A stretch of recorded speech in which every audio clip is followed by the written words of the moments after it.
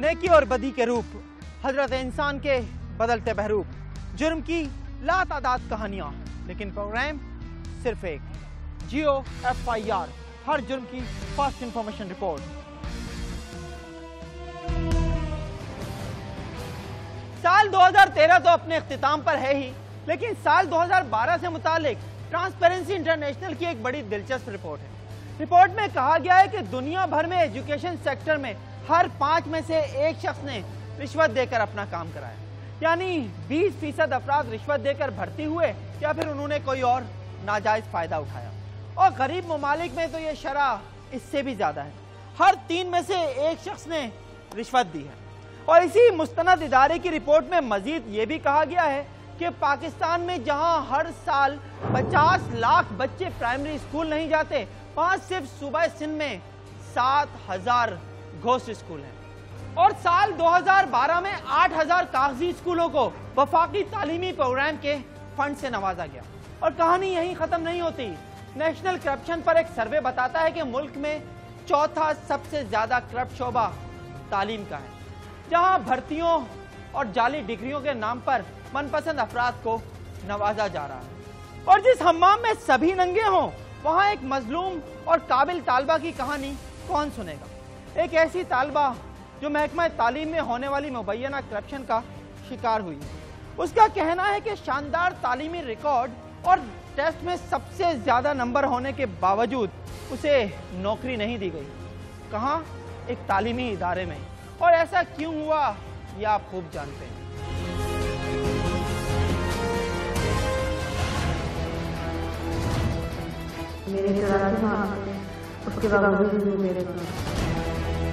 किसी भी कौम की तकदीर तालीम से जुड़ी होती है, लेकिन अगर खुद एजुकेशन और इससे वाबस्ता लोग ही जुर्म से जुड़ जाएं, तो फिर कौमों की खुशहाली की बातें महज ख्वाब बन जाती हैं। और जहां पुलिस समेत दीगर इदारों पर इल्जाम लगता है कि अक्सर मुजरिम खुद आस्तीन के सांप ही होते हैं, वहीं पाकिस्तान में तालीम का शोबा भी ऐसा है जहां व्हाइट कॉलर मुजरिमों की कमी नहीं, जो आने वाली नस्लों को अच्छाई की तरफ ले जाने के बजाय खुद इस मुकद्दस पेशे को तबाह करने में मसरूफ हैं। और रोज बरोज ऐसी रिपोर्ट्स और इल्जामात सामने आते हैं कि सरकारी इदारों बिलखुसूस तालीम के शोबे में मेरिट के बजाय सिफारिश पर भर्तियों का रिवाज आम हो चुका है।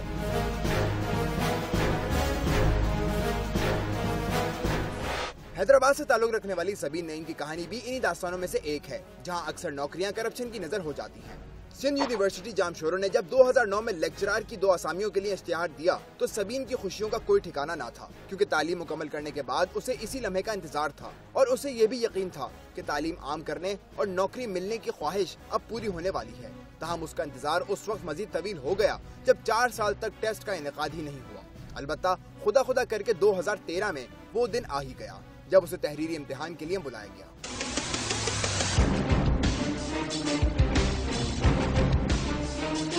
उसमें ये चीज़ मेंशन थी कि जो तजुर्बेकार अफराद हैं या जो कैंडिडेट्स हैं उनको तरजीह दी जाएगी, लेकिन इसमें इश्तहार की तो उन्होंने कोई चीज़ फॉलो नहीं की ना। उसमें से जो एक कैंडिडेट जो है वो तो बिल्कुल उसको टीचिंग का तजुर्बा नहीं है और उसके मार्क्स भी इतने हाईएस्ट मतलब इतने अच्छे नहीं है। 52 नंबर वालों को, 75 नंबर वालों को, 69 नंबर वालों को उन्होंने सेलेक्ट किया है, लेकिन जो है मेरे 84 मार्क्स थे, उसके बावजूद भी मुझे इग्नोर किया। यूनिवर्सिटी इंतजामिया ने तहरीरी इम्तिहान के बाद इंटरव्यू के लिए 6 उम्मीदवारों को लेटर जारी किए और फिर ज़ाब्ते की कार्रवाई के बाद नताइज का ऐलान हुआ। ताहम कामयाब उम्मीदवारों की फहरिस्त में सबीन का नाम शामिल नहीं था, जबकि समरीन परवीन, हशामुद्दीन और राबीला को नौकरी दिए जाने की नवीद दी गई। ये खबर सबीन के लिए हैरान कुन और इंतहाई तकलीफ दे भी थी, क्योंकि तहरीरी इम्तिहान में समरीन ने 79, हशाम ने 75 और राबीला ने सिर्फ 52% नंबर लिए थे। तहरीरी टेस्ट में आगे होने के साथ कम्युनिकेशन डिजाइन की तालीम हासिल करने वाली सबीन नईम का तालीमी रिकॉर्ड भी शानदार था, लेकिन उसे नौकरी ना मिल सकी। सबीन ने सूरत हाल पर वाइस चांसलर से राब्ता किया और बताया कि उसका इंटरव्यू बहुत अच्छा हुआ था, लेकिन जवाब मिला कि यूनिवर्सिटी में सारा काम मेरिट के मुताबिक होता है। इंटरव्यू में जो है वो इन्होंने मुझे इग्नोर किया और ना टेस्ट के स्कोर को कंसीडर किया, ना ही ये इस चीज़ को कंसीडर किया कि थ्रू आउट मेरा फर्स्ट क्लास कैरियर है थ्रू मैट्रिक टू बैचलर। मैं खुद वाइस चांसलर से भी मिली, वाइस चांसलर को मैंने सब बताया। उनको मैंने कहा कि आप एक दफ़ा इसको कंसीडर करें, तो मैं उनके पास सारी डिग्रीज़ वगैरह, अपने डॉक्यूमेंट्स वगैरह लेके गई थी, अपना पोर्टफोलियो वगैरह लेके। उन्होंने कुछ भी नहीं देखा। उन्होंने मुझे यही कहा कि मैं जो है वो इलीगल काम नहीं करता, मैं लीगल काम करता हूँ, मुझे इस चीज़ का लीगल वे आउट बता दें, मैं आपकी हेल्प करूँ। सबीन को शायद ये नहीं मालूम था कि जिन मुल्कों के इदारों के करप्शन का चर्चा मुल्क नहीं बल्कि ग्लोबल विलेज तक फैला हुआ हो, वहाँ नौकरियाँ कारकर्दगी या ज्यादा मार्क्स की बुनियाद पर नहीं बल्कि सिफारिश, ताल्लुकात और आशीर्वाद पर मिला करती हैं। इसकी एक मिसाल 2009 में खुद नेशनल एजुकेशन पॉलिसी का ये एतराफ भी है कि एजुकेशन सेक्टर में कमजोर गवर्नेंस के साथ सियासी मुदाखलत और पसंद और नापसंद का अमल भी पाया जाता है। दूसरी तरफ GOFIR ने इस हवाले से यूनिवर्सिटी इंतजामिया से राब्ता किया तो रजिस्ट्रार ने ऑन कैमरा बात करने से माजरत की और बताया कि नौकरी सिलेक्शन कमेटी के इंटरव्यू की बुनियाद पर ही दी जाती है और इसके लिए टेस्ट में नंबर ज्यादा या कम होने की अहमियत नहीं। उधर सबीन ने अपने साथ होने वाली नाइंसाफी के खिलाफ सिंध हाई कोर्ट से रुजू किया है, जबकि अदालत जाने के बाद इंतजामिया की तरफ से मुतासरा तालिबा को दबाव का सामना है और उसकी टीचिंग स्टाफ की मौजूदा नौकरी भी खतरे में पड़ गई है।